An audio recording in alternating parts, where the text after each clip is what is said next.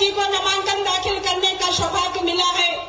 मैं आप सब लोगों से निवेदन करती हूँ कि आप सब लोग जिनको भी जिस जगह पे जिम्मेदारी मिली है उसको आप सब लोग मिलजुल करके बखूबी से उसका निर्वहन करें।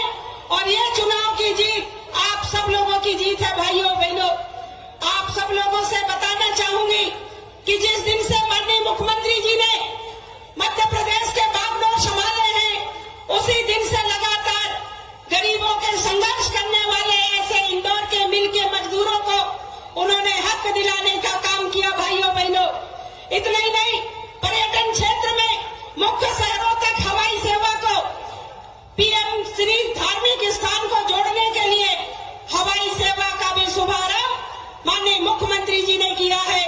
और इतना ही नहीं भाइयों बहनों, हमारे किसान भाइयों के लिए जिस तरीका से समर्थन मूल्य के लिए 125 रुपए समर्थन मूल्य हमारे किसान बंधुओं के लिए माननीय मुख्यमंत्री जी ने इतने कम समय में उन्होंने किया है।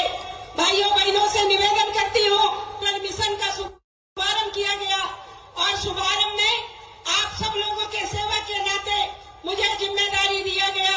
क्योंकि हमारी बहनें गुंडी में 2-3 दहाड़ा भर करके पानी लाते थे और घर परिवारों को पिलाने का काम करते थे।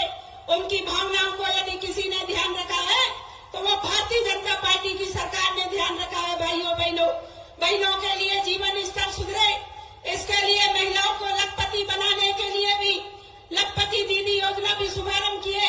ये यदि कहीं होता है तो ये भारतीय जनता पार्टी में ही होता है। भाइयों बहनों, लोकतंत्र के इस महासमर में गांव-गांव तक जाएंगे। 14 में भी लाए थे और हम 19 में भी लाए थे। अब हम कसम राम की खाते हैं, अब 24 में भी हम भारतीय जनता पार्टी के 400 सीट जिताएंगे। ऐसे